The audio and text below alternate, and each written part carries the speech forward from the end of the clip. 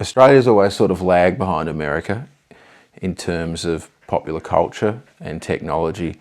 It's not something that Australians probably like to admit, but it's real. And one of the best places that you can see this is what happened in TV. By the time TV arrived in Australia in 1956, about 3/4 of homes in the US already had a television. It came just in time for the Melbourne Olympics, but people in Tasmania never got to watch those games on TV.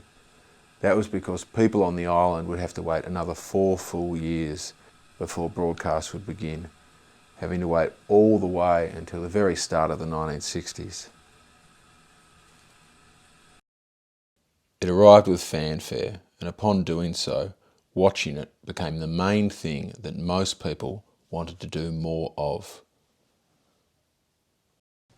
Very recently, some people tried to install a cable car up here on the mountain, but it was rejected. Among the many reasons given were that it would be an eyesore. People didn't want to see machinery hanging off the organ pipes. The mountain is a serene, pretty savage location. Its silhouette, when you look at it from sea level, down in the town, is familiar to everybody. In fact, they need not ever look at it again. All they'd have to do is close their eyes and there it'll be. Behind me here is the transmission tower. It's 130 metres high. It was built in 1997 to replace the original tower that was put up in 1959. People are prepared to accept the adulteration of a sacred location if it means they also get a clear, celestial television signal.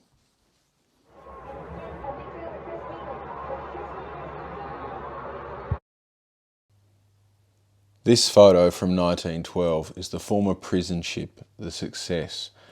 Convict transportation to Australia ended in 1868, yet Australia remained something of a jail in the minds of additional settlers. The great outdoors promised utopia in the 19th century America, but in colonial Australia the wilderness was a prison, literally. First being sent, and then perhaps coming by choice to Van Diemen's Land, was coming to a place where you needed to be afraid.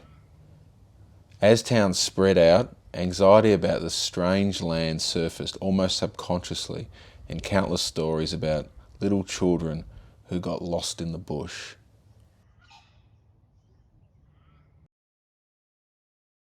In this painting, simply titled Lost by Frederick McCubbin, 1907, we see such a child.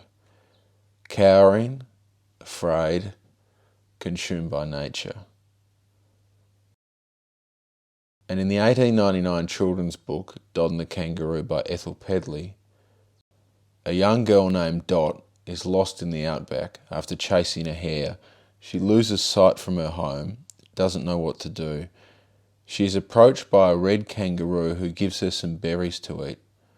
Upon consuming the berries, Dot is able to understand the language of all animals, and she confides in the kangaroo of her plight.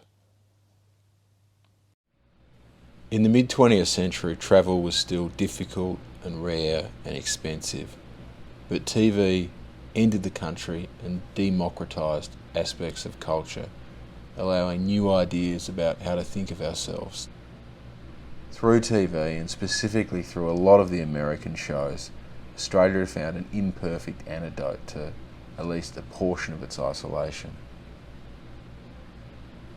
Historically speaking, culture has tended to belong to the elite, the learned, the wealthy. If you wanted music in your house, you'd need to own a piano and you'd need to know how to play. If you're interested in stories, you'd want to be owning books and you'd need to have learnt how to read. But the beautiful thing about TV is that you don't need to know how to do anything. It's completely passive. You just sit down and you watch.